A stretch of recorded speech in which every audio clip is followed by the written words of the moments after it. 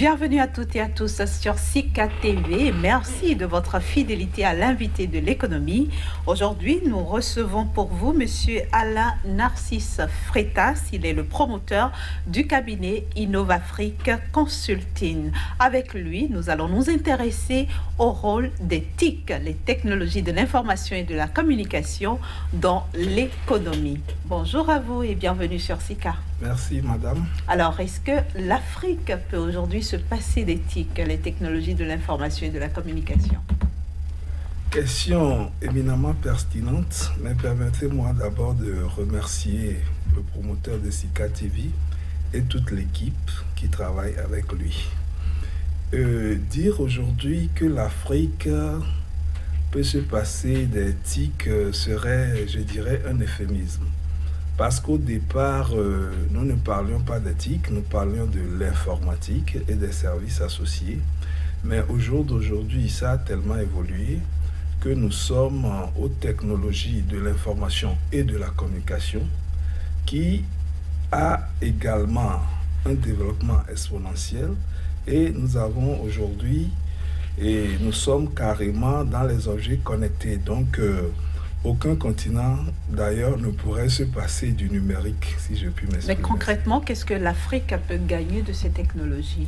L'Afrique a énormément à gagner de cette technologie, en ce sens que l'Afrique est une économie émergente. Elle est une économie, disons, primaire, en termes d'agriculture, en termes de services de base, en termes de santé. Bref, la plupart des grands domaines qui boostent une économie. Et nous pouvons dire que le numérique aujourd'hui, permettez-moi le terme numérique, je vous dirai après pourquoi, et permet une accessibilité à l'information. Si nous convenons que l'information est un pouvoir, si nous convenons que l'information est un canal de richesse, est un canal d'activité, est un canal qui permet le savoir, un savoir qui peut conduire au savoir-faire et au savoir-être. Donc, indubitablement, tout homme aujourd'hui, qu'il soit africain, asiatique ou je ne sais quoi, doit passer par l'éthique. Mais quand nous prenons le continent africain avec tous les problèmes que ce continent a par rapport à Internet, est-ce qu'elle peut réellement tirer profit de ces technologies? Je vous remercie beaucoup pour cette question, mais permettez-moi d'abord de clarifier ceci. Au jour d'aujourd'hui, l'éthique ne se résume pas à l'Internet. Je sais que vous le savez aussi bien que moi. Il y a l'informatique pure et qui comporte pratiquement 3 grands domaines, l'informatique scientifique, l'informatique industrielle et l'informatique de gestion. D'ailleurs, en Afrique, nous faisons essentiellement de l'informatique de gestion. Maintenant, quand nous prenons l'Internet, c'est juste de l'informatique connectée. Je ne veux pas aller trop dans des termes techniques, scientifiques. C'est de l'informatique mis, disons, en réseau. On interconnecte des PC dans un intranet ou dans un extranet. Et quand ces intranets sont interconnectés entre elles, soit dans une ville, on parle d'une méga connexion, d'un méga réseau. Et quand c'est local, on parle de LAN, Local Area Network, ainsi de suite. Donc, nous avons à gagner d'abord en maîtrisant l'informatique elle-même. Parce que l'informatique, c'est une science qui permet l'automatisation des tâches. C'est une science qui permet l'automatisation des procédures, quel que soit le domaine où vous vous trouvez. Que vous soyez dans un domaine de production, l'informatique vous permet, depuis même la plantation, de voir tout le circuit, tout le processus que subit la graine dans le sol, les fruits que ça donne et la quantité que vous avez. Donc, c'est un outil pour pouvoir connaître les données selon n'importe quel produit, quel article. Si je prends... Et est-ce que cet outil, dans le même temps, ne menace pas les emplois? Pas pour le moment. En Afrique, nous n'en sommes pas encore à ce niveau. Et sincèrement, au jour d'aujourd'hui, il y a 36 000 métiers dans le numérique, dans les TIC.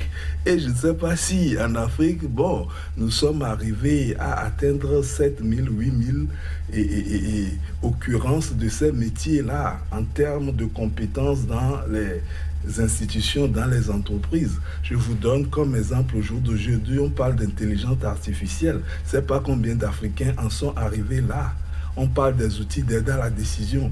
Vous prenez certains directeurs de société, ils savent bien manager, ils savent bien conduire des équipes, mais vous les mettez devant un PC, difficilement ils pourront aller à un niveau utilisateur, rien qu'avec Excel. Je ne parle pas d'Access, je ne parle pas de Prolog, ni des autres langages de programmation et autres. Donc c'est un outil que nous devons nous approprier.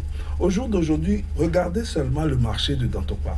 Imaginez le nombre de commerçantes qui sont là et qui, vous m'excuserez de le dire, sont analphabètes, mais qui glanent des millions. Est-ce que vous ne pensez pas que des jeunes qui connaissent l'informatique, en prenant leur PC, en ayant un modèle de marketing direct en langue locale, puissent amener ces dames-là à les prendre comme des conseillers de gestion, moyennant peut-être un petit paiement de 5 000, de 10 000 sur le mois, sur une durée donnée, et ce qui crée in facto un revenu pour eux, quitte après à pouvoir s'orienter vers des métiers plus conventionnels. Au contraire, c'est un méga marché que nous avons. Maintenant, nous avons des contraintes en termes de formation, en termes de vulgarisation de cet outil-là. Vous verrez un peu partout, formation utile, vacances utiles, ceci, cela, mais allez-y voir ce qu'on y fait. Les gens ne savent même pas ce que c'est qu'un système d'exploitation. Ils ne savent pas ce que c'est qu'un tableur. Il ne suffit pas de comprendre ça théoriquement, je veux dire manipuler. Ici, nous sommes face à un outil. C'est comme un menuisier qui tient une scie, un rabot. Il peut en faire quelque chose. Il peut vous construire une table, il peut faire un armoire.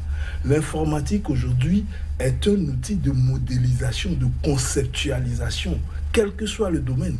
Vous verrez aujourd'hui que la mode a prospéré de façon exponentielle grâce justement à l'informatique. Ceux qui font des vestes, ceux qui font même nos tenues traditionnelles, aujourd'hui, quand ils vont dans des logiciels CAO, qu'on peut dire conception assistée par ordinateur ou bien DA ou dessin assisté par ordinateur, mais facilement, ils peuvent créer des modèles qui n'existaient pas. Parce que ces logiciels-là leur permettent d'exploser leur créativité, de mettre tout ce qu'ils ont comme potentiel en eux par rapport à ce métier qu'ils ont appris, peut-être de façon traditionnelle, peut-être de façon un peu aléatoire. Donc disons que c'est un outil qui amène un certain rayonnement de l'homme. Finalement, comment s'en approprier? C'est là la grande question, le grand problème que nous avons, parce que d'abord, l'énergie, nous ne l'avons pas. Nous n'avons pas l'énergie électrique partout et de façon permanente. Donc moi, ce que je pourrais humblement demander au pouvoir public, c'est de rendre l'énergie et accessible à tout le monde. Je crois qu'ici au Bénin, un grand effort est fait, puisque depuis que je suis là, je constate qu'il n'y a pratiquement pas de coupure. On peut se connecter n'importe où, quand on veut. Il y a les GSM aussi qui font un effort. Donc, une fois que cette accessibilité de l'énergie est garantie, le reste relève maintenant de l'encadrement, de l'accompagnement de ceux qui s'y connaissent. Et ce que moi je pourrais conseiller, c'est que les jeunes élèves, les jeunes étudiants qui s'intéressent à la chose de l'informatique peuvent servir, pas d'enseignants en tant que tel, mais de moniteurs à ceux-là, même qui ne parlent pas français. Parce que, excusez-moi, mais nous sommes dans un environnement où tout le monde ne peut pas parler français ni anglais. Maintenant, une fois que vous et moi, nous avons une langue commune, qu'est-ce qui nous empêche de communiquer dans cette langue? Je peux vous apprendre l'informatique avec le Milan, qui est ma langue. Si je parle le fond, je peux l'apprendre. Ça, c'est de vous à moi. Si on est 3, on est 4, je le fais. Maintenant, si je dois aller à une échelle plus grande, bon, je peux solliciter un traducteur fond qui va m'aider dans ma démarche à pouvoir formaliser ça maintenant du fond au français. Et ça, c'est une démarche que beaucoup ne comprennent pas, qui ne connaissent pas. Et comme vous le verrez, mon cabinet s'appelle Innov.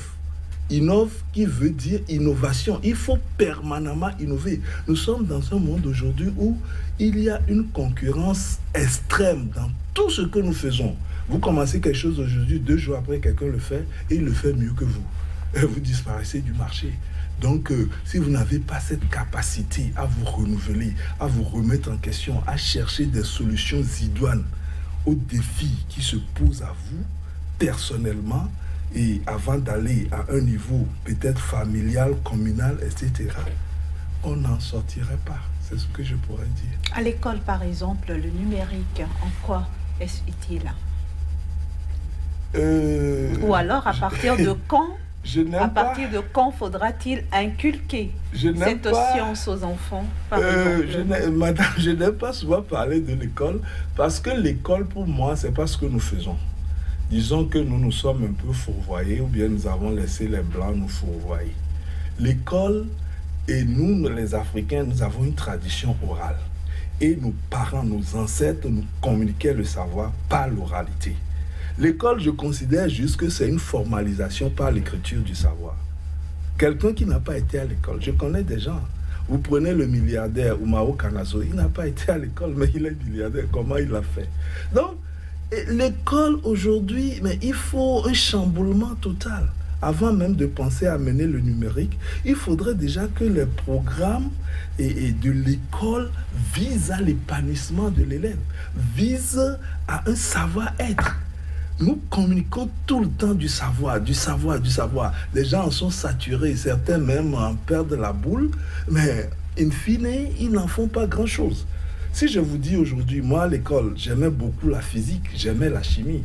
J'étais champion dans ces matières et je voulais devenir chercheur en physique nucléaire.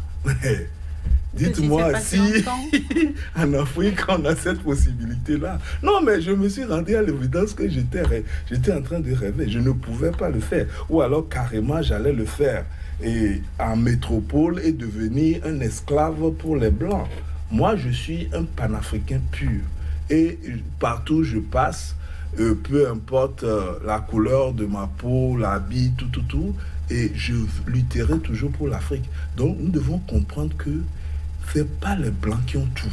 C'est vrai, ils ont la technologie, ils ont beaucoup d'inventions, beaucoup de choses, mais nous aussi, nous avons l'intelligence, nous avons un savoir que nos ancêtres, nos parents nous ont légué. Et ce savoir-là, aujourd'hui, le problème va aux politiques. Quelle vision nous avons de l'Afrique de demain? Que voulons-nous faire de notre savoir, même vis-à-vis du numérique? Quand nous prenons le numérique, nous pouvons aujourd'hui mettre nos langues nationales sur le numérique. Et à partir de là, avec des écrans géants, former des milliers d'Africains dans ces langues-là. Chacun dans son milieu. Nous pouvons le faire. Donc l'informatique nous donne beaucoup de facilité. Mais nous ne les exploitons pas, nous ne les utilisons pas. Et avec le numérique, M. Freitas, l'Afrique ira de l'avant? Inévitablement, ira de l'avant s'il y a une volonté politique, s'il y a un accompagnement institutionnel. Au jour d'aujourd'hui, je vous ferai une confidence. Personnellement, je suis aujourd'hui consultant IT pour l'éducation. Mais si je veux le dire en anglais, je suis consultant Information Technology for Education. Ça s'écrit IT4E. Et ça, je l'ai eu au Ghana par le biais de Inveneo Computing System, qui est un système dédié, mais qui marche à l'énergie solaire. Et ce système, je peux vous dire que ça coûte banalement 50 à 60% moins cher que tout ce que nous utilisons. Et en termes d'énergie, ça consomme 80% moins. Donc, ce qui veut dire que ce système, quand nous allons le déployer dans nos structures, dans nos écoles, la facture d'électricité du pays va descendre de 80%. Imaginez ce qu'on peut faire avec ça. Mais j'ai eu ces certifications depuis 2008. Je n'ai jamais trouvé le financement pour lancer. Vous voulez dire par là que les Africains ne sont pas prêts? Bon, est-ce qu'on peut le dire, ils ne sont pas prêts. Disons que tout est politique en fait. Si les pouvoirs politiques décident que nous allons faire ci. Au Ghana, où je me rends chaque année, au Nigeria, ils ont accepté. Donc j'ai compris finalement que le modèle anglo-saxon s'impose à nous tous. Voyez le Rwanda aujourd'hui, là où il est. La dernière fois, j'apprends que le Rwanda va entrer dans l'OCDE, le premier pays africain. Pourquoi ne pas simplement copier un peu ce qui se fait là-bas? Je ne dis pas de copier-coller, mais si ton ami, même ton ennemi, en sait plus que toi de temps en temps, tu peux lui piquer quelques éléments. Et c'est sur ça, M. Freitas, que nous allons boucler cet entretien. Je rappelle que vous êtes le promoteur du cabinet InnovAfrique Consulting. Merci d'avoir accepté l'invitation de SICA et à très bientôt. Merci à vous aussi. C'était un plaisir.